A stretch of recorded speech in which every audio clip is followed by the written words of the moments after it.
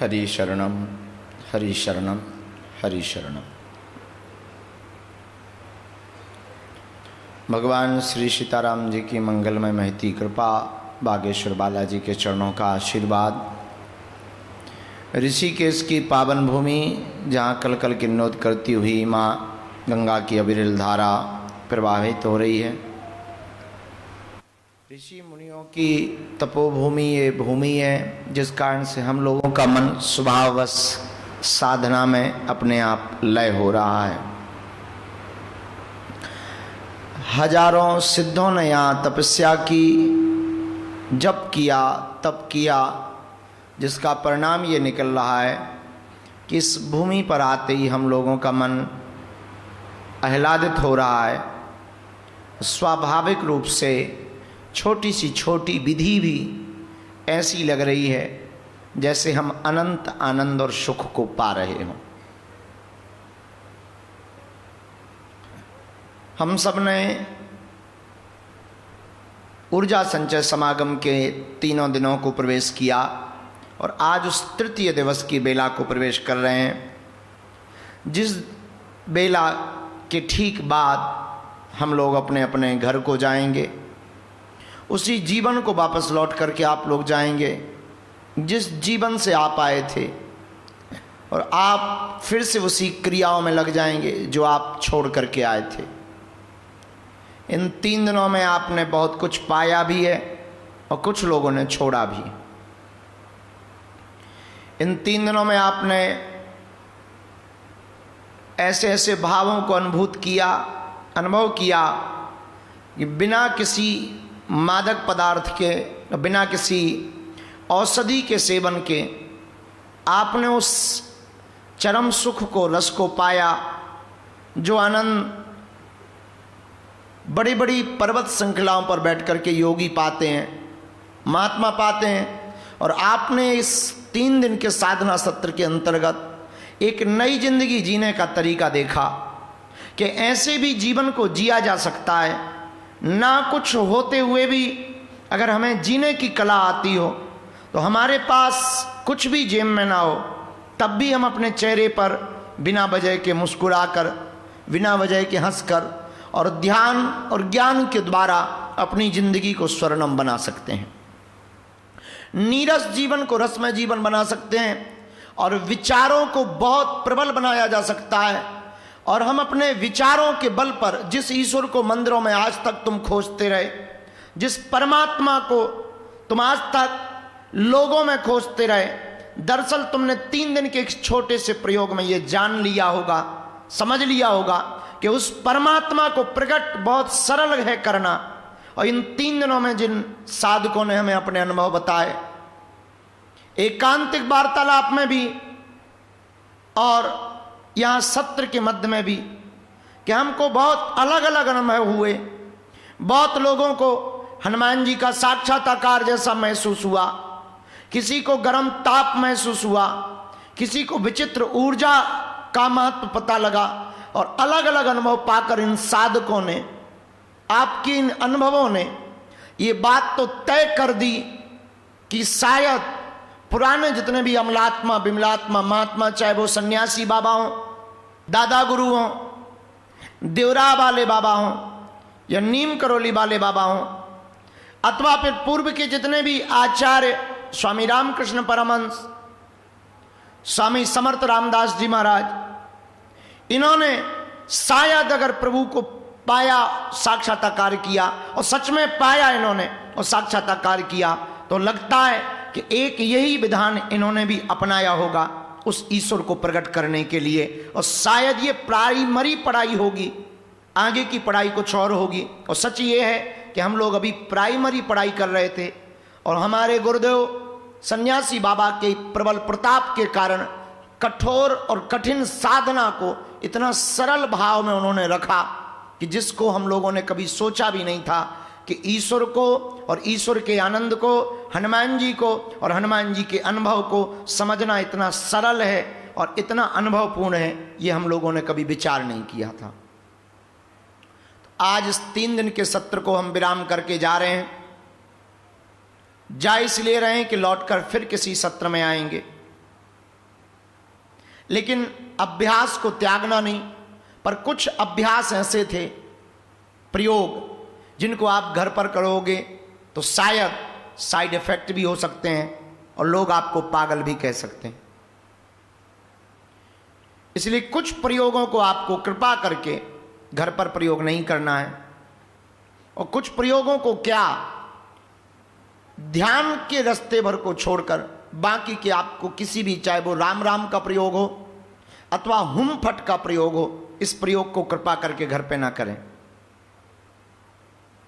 इसके बहुत से भाव हो सकते हैं, इसलिए इसको घर पर एकांत में अकेले में ना करें, क्योंकि परिवारजनों के भाव भी अलग हो सकते हैं। और इसके लाभ और फायदे अगर आपने सावधानी पूर्वक नहीं किया, थोड़ी सी भी चूक कर गए या थोड़ी सी भी कोई ऐसी त्रुटि हो गई, तो परिणाम उतना ज़्यादा ठीक नहीं आ सकता है। और कुछ आपको थोड़ा मोड़ा भी गलत आभास हुआ तो फिर आपकी श्रद्धा को थोड़ा सा चोट पहुंच सकती है। इसलिए 3 दिन के अंतर्गत जो प्रयोग हमने आपको दिए, उन प्रयोगों में आप ध्यान का प्रयोग, प्रसन्नता का प्रयोग और सजगता का प्रयोग आप प्रतिदिन प्रयोग करेंगे। सजगता मतलब श्वास अंदर की तरफ जो हम खींचते थे तो नासपुटों के अग्रभाग से जब श्वास अंदर जाती है तो ठंडी एकदम श्वास अंदर जाती है और बाहर से गर्म निकलती है। इसकी ध्यान करते हुए कि श्वास अंदर गई और बाहर आई, इतनी सजगता के साथ आप जीवन को प्रति पल जीना प्रारंभ करेंगे। नाद को सुनना आप प्रारंभ करेंगे। नाद का मतलब ध्वनियां। आपके आसपास बहुत सी ध्वनि हैं, आवाजें होती हैं, बहुत सी आवाजें गूंजती हैं, लेकिन आप वही आवाज सुनते हो जो आपके मतलब की होती है। इसलिए दूसरा प्रयोग आप अपने घर पर ध्वनि का कर सकते हैं कि आप लेटे लेटे बैठे बैठे आप ध्यान करेंगे कि पंखा भी चल रहा, बगल में नदी भी बह रही, या कोई लेटा है, छोटा बच्चा रो भी रहा, बाहर गाड़ी भी चल रही है और ऊपर से आसमान से कोई हवाई जहाज भी निकली है और आप इतने सजग हैं कि आप सबको सुन पा रहे हैं। तीसरा घर पर प्रयोग आपको भोजन में करना है और जो बहुत आनंददायी होगा। आप निवाला लें, दाल चावल या रोटी जो भी आप खाते हो, सात्विक आहार, निवाला को आप लें, मुख में रखें और धीमे धीमे चबाएं। और जब आप निवाला के ग्रास को चबाएं तो उससे जो आवाज निकले उस आवाज को आंख बंद करके सुने और उस निवाला से जब चबाते चबाते रस बनेगा, एक पेस्ट बनेगा। उस पेस्ट को जब आप धीरे धीरे आहार नली कंठ के द्वारा पेट तक पहुंचाएंगे, पथ्य करने के लिए, पचाने के लिए, तब आप महसूस ये करेंगे बैठे बैठे कि अब ये गले तक गया, अब ये हृदय तक पहुंच गया, अब ये पेट तक पहुंच गया, अब इसमें इतना मीठा सा मादक आ रहा है, अब थोड़ा खट्टा सा रस आ रहा है। उस रस का आप धीरे धीरे अनुभव लेंगे। चाय भी पिए तो एक हमको देश याद नहीं, पर कोई महात्मा हमें बता रहे थे कि किसी देश में एक मेडिटेशन चली जिसका नाम है टी मेडिटेशन, चाय का मेडिटेशन। और चाय का मेडिटेशन उन्होंने प्रयोग बहुत सुंदर निकाला है और उसके पीछे भी ध्यान ही छिपा है, सजगता छिपी है, कुछ भी नहीं, सजगता छिपी है। उन्होंने जो प्रयोग किया है चाय के मेडिटेशन का, तो एक सरोवर के बीच में एक हट बनाया, आसपास कुछ पेड़ पौधे लगाए, कुछ पालतू पक्षियों को छोड़ दिया। और जब भी उस टी मेडिटेशन के लिए कोई बुकिंग करता है तो सबसे पहले जो कपड़े पहन करके आता है उसको उतरवाते हैं, एक हल्का कपड़ा, सूती कपड़ा तन पर डालने के लिए देते हैं, स्नान करवाते हैं, हल्का सूती कपड़ा देते हैं और कहते हैं धीमे धीमे जाओ। जब धीमे धीमे उस हट के पास पहुंचते तो कोई मोबाइल नहीं, कोई गाड़ी नहीं, कोई चित्र नहीं उस हट में, कोई कलाकृति नहीं उस हट में, झोपड़ी में, और किसी भी प्रकार का उसमें फोटो नहीं। वहां जाके बैठो, एक मुखमली कंबल का एक आसन है, टिक कर के बैठ जाओ। फिर आपको एक युवक या युवती उस रेस्टोरेंट की जो कोई भी सर्वे वॉलंटियर होगा वो आएगा और चाय का प्याली लाएगा और कप लाएगा। फिर वो आपसे कहेगा कि ध्यान से चाय को हम डाल रहे हैं और तुम ध्यान से चाय की आवाज को सुनो और खुशबू को सूंघो। तो वो कप और प्लेट सामने रखता है और धीमे धीमे ऊंचाई से चाय को डालता है। इसके बाद में धीमे धीमे, इतनी धीमी प्रक्रिया होती है कि चाय को वहां की मेडिटेशन में कहते हैं 3 बार गर्म करना होता है, इतनी धीमी प्रक्रिया होती है। और तीसरी बार वो गर्म करके चाय को जब देते हैं तो धीरे कहते हैं कि सुनो, पीना तो एक एक सिप लेना और मजा लेना और पीते ही आहा कहना। उसके पीछे और कुछ नहीं, उन्होंने उसको नाम दिया टी मेडिटेशन, चाय का ध्यान। लेकिन हमने जो उसका अर्थ निकाला, उसका अर्थ है सजगता। सजगता का मतलब सावधान, अटेंशन में आप इतने सावधान रहें कि आपके आसपास कुछ भी घट रहा उसको ध्यान पूर्वक आप जब देखने लगेंगे तो आपके देखने की क्षमता परे हो जाएगी, सोचने की क्षमता विराट हो जाएगी और आप एक महान विचारवान व्यक्ति बन जाएंगे और उस समाज में आप बुद्धत्व को पाएंगे, एक ज्ञानी भी कहलाएंगे और प्रबुद्ध व्यक्ति भी कहलाएंगे। तो घर में आप जाते ही बाहर से आप ध्यान में, अंदर से आप ध्यान में डूबेंगे और बाहर से प्रेम लुटाएंगे। आज आप जब विदा लेंगे, कोई कल पहुंचेगा, कोई परसों पहुंचेगा, कोई विदेश से भी आया है, तो इस ऋषिकेश के ऊर्जा संचय समागम के तृतीय दिवस में जब आप घर पहुंचे तो हमारी प्रार्थना है कि आप जब भी घर पहुंचे तो एकदम प्रेम लुटाते हुए स्माइली फेस के साथ कि आप निर्विकार होकर के आए। और हम तो ये भी कहेंगे कि आप यहां का विचार भी ना करें, निर्विचार होकर के घर की ओर जाएंगे, मुस्कुराते हुए घर जाएंगे और खूब प्रेम को आप लुटाएंगे। तो आज ये ऊर्जा संचय समागम के सत्र को हम विराम कर रहे हैं। तृतीय दिवस है और आज जो हमारे अंदर बचा हुआ कचरा है उसको डिटॉक्स करेंगे। अंदर के वो एकाध जो गंदे विचार रह गए हैं, किसी के प्रति अपमान की भावना, बदले की भावना, किसी को नीचा दिखाने की भावना, किसी को झुकाने की भावना या किसी को गिड़गिड़ाने की भावना आपके अंदर ये जो अभी भरी है, रह गई है, और यही सबसे खतरनाक है, क्योंकि हमारी आधी ऊर्जा इसी में लग जाती है कि उसको हम कम नीचा दिखा दें। इसीलिए आप आगे बढ़ने से रुक जाते हैं। और महान व्यक्ति की एक तारीफ होती है कि वो अपनी ऊर्जा कभी भी किसी से भी बदला लेने में खर्च नहीं करता, अपने आप को बदल डालने में खर्च करता है। और तुम्हें भी आज के बाद बदला नहीं लेना है, बदलना है। और हमने बहुत पहले किसी को स्मरण करते हुए कहा था कि महान व्यक्ति अगर आपको बनना है और अपनी बड़ी पहचान बनानी है तो एक बात आपको बहुत सावधानी पूर्वक जीवन में उतारना है। और वो बात बहुत छोटी है पर बहुत बड़ी है और काम की बात है कि आपको अपनी जिंदगी में कभी भी किसी भी व्यक्ति को बदलना नहीं है, ना उससे बदला लेना है, खुद को बदलना है। आप बदल जाएंगे तो आपकी दृष्टि बदल जाएगी, दृष्टि बदल जाएगी तो आपकी सृष्टि बदल जाएगी। सामने वाला, अब यहां पर एक तर्क उठता है कि बहुत से लोग फिर तर्क करेंगे कि सामने वाला तो सुधरता ही नहीं, वो तो अनवरत गाली बकता है, उसका अपना काम है। जैसे वो लगातार तुम्हें गाली बक रहा, तुम भी लगातार उस पर प्रेम लुटाओ। जब वो अपनी आदत नहीं छोड़ रहा तो तुम अपनी आदत मत छोड़ना। किसी नदी में एक महात्मा स्नान कर रहे थे। स्नान करते करते उन्होंने नदी की धार में देखा एक बिच्छू बहता जा रहा है। महात्मा है, दया लगी, पर बिच्छू बड़ा खतरनाक था। उन्होंने अपने हाथ की हथेली को लगाया कि चल भाई इस पर बैठ, बाहर फेंक देते हैं। लेकिन बिच्छू तो आखिर बिच्छू तुरंत अपना डंक मार दिया और कूद गया, फिर से नदी में गिर गया। महात्मा के शरीर में करंट जैसा दौड़ गया, लेकिन महात्मा ने फिर से हाथ लगाया तो फिर से उसने काट दिया। 25 बार उस बिच्छू ने डंक मारा। महात्मा का हाथ जहर से नीला हो गया। किनारे पर खड़े हुए एक सज्जन ने कहा कि बड़े पागल हो, मूर्ख भी हो, महात्मा होकर इतनी भी बुद्धि नहीं, महात्मा बन गए पर ज्ञान जीरो है। अरे जब वो काट रहा है तो मरने दो, बार बार उसे बचाने की क्या आवश्यकता है? 1-2 बार हो तो ठीक है। हमने गिनती की है कि 25 बार से वो तुम्हें काट रहा, तुम फिर भी हाथ लगाकर दौड़ दौड़ कर उसको ऊपर उठाते हो। अब एक काम करो, मरने दो और बह जाने दो। महात्मा मुस्कुराते हुए बोले बस इतना ही अंतर है हम में और तुम में। बोले क्या? बोले बिच्छू जीव है, उसने कभी पढ़ाई नहीं की, ना ध्यान किया, ना भजन किया। जब वो अपना स्वभाव काटना नहीं छोड़ सकता तो हम इंसान होकर के बचाने का स्वभाव कैसे छोड़ दें?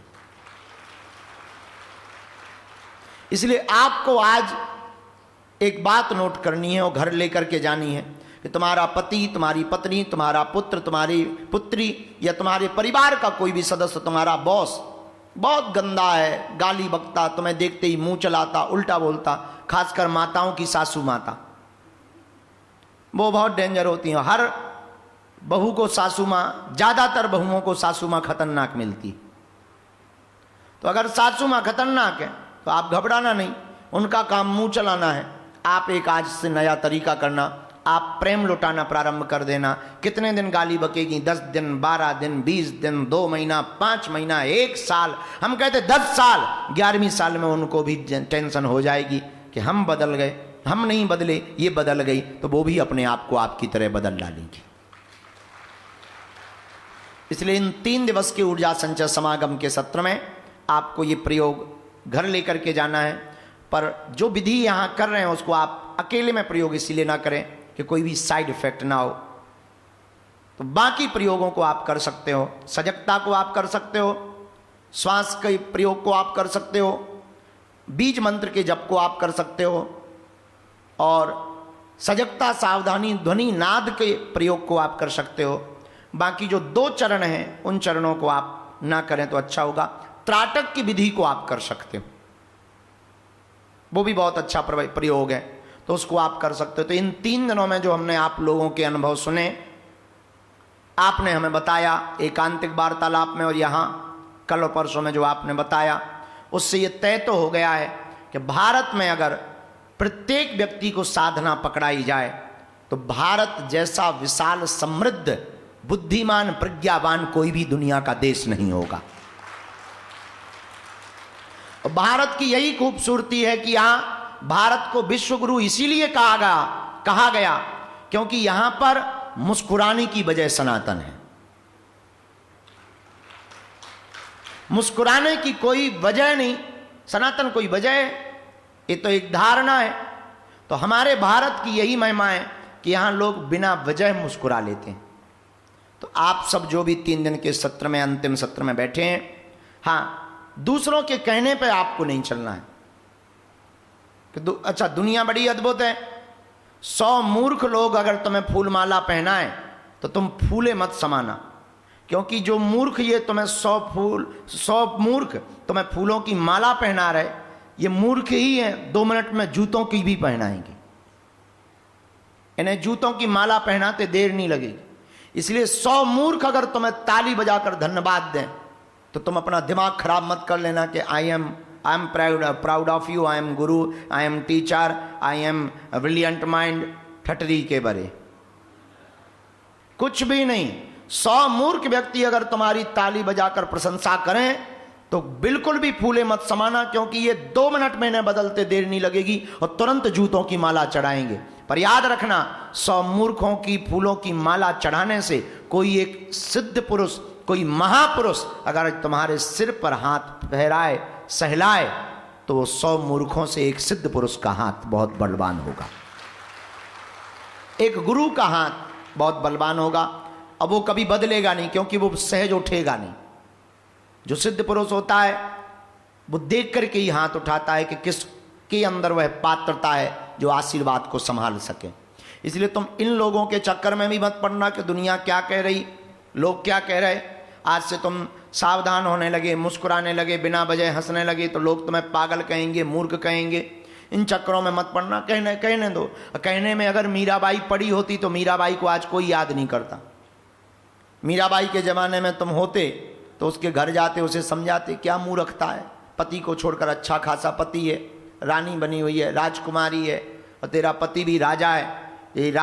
ये भोग विलास, बड़े बड़े महल, बड़ी बड़ी दासियाँ, बड़ी बड़ी अटारियाँ छोड़कर तुम बाबाओं के सामने नाच रही है। शर्म नहीं आती अपने मन से? घर पे ही भजन कर, बाबाओं को घर पे बुला, ये महल छोड़ने की क्या ज़रूरत है? तुम यही समझाते। पर अगर मीराबाई समझाने और कहने वालों की बात मान जाती तो आज कोई भी मीराबाई को याद नहीं करता, और कोई भी मीराबाई का नाम नहीं लेता, और कोई भी मीराबाई की तरह नहीं चलता। इसलिए मीराबाई ने कुछ बड़ा करने के लिए किसी की नहीं सुनी, अपने गोविंद की सुनी और मन की सुनी। तुमको भी इस ध्यान के सत्र में, साधना के सत्र में, ऊर्जा संचय समागम में जो रस मिला है, और आज तृतीय दिवस मिलेगा, अगर तुम्हें लगे कि ये बहुत मजेदार चीज है तो फिर तुम दुनिया की मत सुनना, अपने मन की सुनना, क्योंकि तुम दुनिया के लिए नहीं जी रहे, अपने लिए जी रहे हो। और दुनिया के लिए जीना, हम ये नहीं कहते कि ना जियो, लेकिन पहले अपने लिए तो जीना सीखो। जब आप अपने लिए जियोगे तभी तुम दुनिया के लिए जियोगे। इसलिए अगर तुम्हें थोड़ा सा भी आनंद मिले, और ये तो तय है कि अगर तुम भरोसे के साथ बैठे हो तो कुछ ना कुछ नहीं, बहुत कुछ तुम्हें मिलना ही मिलना, अधूरा तुम्हें रहना ही नहीं है। तो इन 3 दिवस की ऊर्जा संचय समागम का आज विराम दिवस है। आप सबने समय निकाला, बहुत लोगों ने एकांतिक वार्तालाप के चक्कर में रजिस्ट्रेशन करवाया, पर इस ऊर्जा संचय समागम में हमको आज हम सुबह तक लगभग 150 लोगों को मिलकर आए। इसमें से 80 लोग हमने नोट ऐसे किए जो वास्तविक साधना के आनंद को पाने आए थे और उन्होंने रस को पिया है। और हमारे लिए ये बहुत बड़ी बात, 150 में 80 लोग हमारे लिए बहुत बड़ी बात है। हम तो 150 में 5 भी मिलते तब भी अपना कार्यक्रम सफल मानते। 5 में भी सफल था, लेकिन अब संख्या बढ़ गई है तो इससे पता लगता है। पर उसमें कुछ पुराने साधक भी थे, कुछ और पुराने साधक भी थे, तो पुराने साधक मिल गए तो संख्या इसलिए ज़्यादा बढ़ गई और आनंद ज़्यादा बढ़ गया। और अनुभव जो आप लोगों ने बताए बहुत अद्भुत, हमें तो इससे और ज़्यादा अनुभव हुए। और ये जो प्रयोग हमने दिया, पहले हमने कई सालों तक इसको अपने जीवन में प्रयोग किया, हमारे दादा गुरु ने भी इसको प्रयोग में किया। अभी भी हम दुनिया को, अब आप सोच रहे होंगे कि हम नेट पर क्यों नहीं डाल रहे या ऑनलाइन क्यों नहीं कर रहे, सबको बता देना चाहिए। हम कैमरा को क्यों बंद करवा देते हैं, उसके पीछे कोई और कारण नहीं। और भी कुछ इसमें सुधार किया जा सकेगा तो करके हम एक दिन पूरी दुनिया को ये पद्धति दे करके ही जाएंगे कि आपने बॉडी डिटॉक्स तो बहुत की है, आओ हम ब्रेन डिटॉक्स करते हैं। माइंड को डिटॉक्स करके, ब्रेन को डिटॉक्स करके आओ, बुद्धि की शुद्धि करके सिद्धि की तरफ जाते हैं। और ये बहुत अद्भुत प्रयोग होगा और खासकर भारत के लिए तो आने वाले 8 से 10 साल बाद बहुत काम की चीज, क्योंकि भारत में पाश्चात्य संस्कृति का बढ़ता हुआ प्रलाप, मोबाइल के आधुनिकीकरण से बच्चों पर पड़ता हुआ दुष्प्रभाव, टीवी स्क्रीन से लोगों का ना निकलना और यंत्रवत जीवन ज्यादा जीना। पहले के जमाने में आदमी पेट साफ करने के लिए 1 किलोमीटर बाहर जाता था और संपत्ति को घर पर गाड़ करके रखता था। आजकल उल्टा जमाना हो गया, पेट साफ घर में करता है और संपत्ति को बैंक के लॉकर में रखता है। ठीक उल्टा हो गया है, आदमी बड़ा विचित्र हो गया है, सब यंत्रवत हो गया। इतना आलसी आदमी हो गया है कि वो सो के उठता है तो वो चाहता है यहीं चाय मिले और यहीं सब कुछ कर लें, झंझट खत्म। अब आजकल वो कुछ शारीरिक प्रयोग, बुद्धि का प्रयोग, पहले के जमाने में कोई भी जोड़ या घटाना व्यक्ति करता था तो दिमाग का काम लेता था, दिमाग बताता था 2 दूनी 4 दूनी 6। अब आजकल ये भी बंद कर दिया, सीधा मोबाइल निकाला, कैलकुलेटर निकाला, 1000 गुणे 3, लो ये 3000 हो गया, झंझट खत्म। धीरे धीरे ब्रेन की सेल्स सिकुड़ने लगे, क्योंकि ब्रेन का कोई काम ही नहीं बचा, तो ब्रेन सिकुड़ने लगा तो बहुत बच्चे, जब अभिभावक यही गृहस्थ जीवन में व्यक्ति जाता है, तो जब पति पत्नी गृहस्थ जीवन में, कोई स्त्री या पुरुष गृहस्थ जीवन में प्रवेश करता है तो इनकी जो संतति होती है वो ऑटिज्म की शिकार होती, मंद बुद्धि होती, क्योंकि जो माता पिता का बुद्धि का प्रभाव होगा वही बच्चों पर दुष्प्रभाव पड़ेगा। कुछ पितरों का कारण, कुछ ये भी कारण, और धीरे धीरे पागलपन की समस्याएं भारत में बहुत बढ़ने लगी। मेंटल हॉस्पिटल बहुत भरने लगे, बहुत ज्यादा मेंटल हॉस्पिटल में लोग जाने लगे। इसका मूल कारण यही है कि हम लोग यंत्रवत हो रहे हैं। इसलिए इस यंत्रवत से बचाने के लिए हमको मूल स्वरूप की तरफ लौटना ही पड़ेगा, और मूल स्वरूप यही है कि साधनों से साधना की तरफ हमें लौटना है, और बाहर से अंदर की तरफ हमें लौटना है, और सजगता की तरफ हमें लौटना है। उसके लिए ऊर्जा संचय समागम इस पूरे देश के लिए और पूरे विश्व के लिए सर्वोत्तम उपाय एक दिन साबित होगा।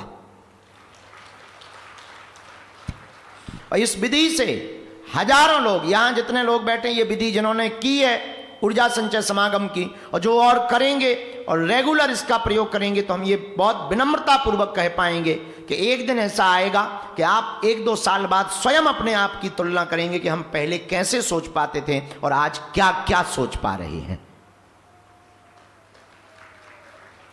इसलिए तीसरे दिन की इस ऊर्जा संचय समागम में जितने भी लोग आए, बिना विलंब किए हुए आज के ऊर्जा संचय समागम को हम लोग प्रारंभ करेंगे।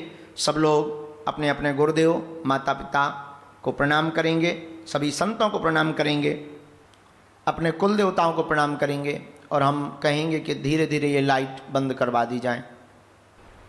राम।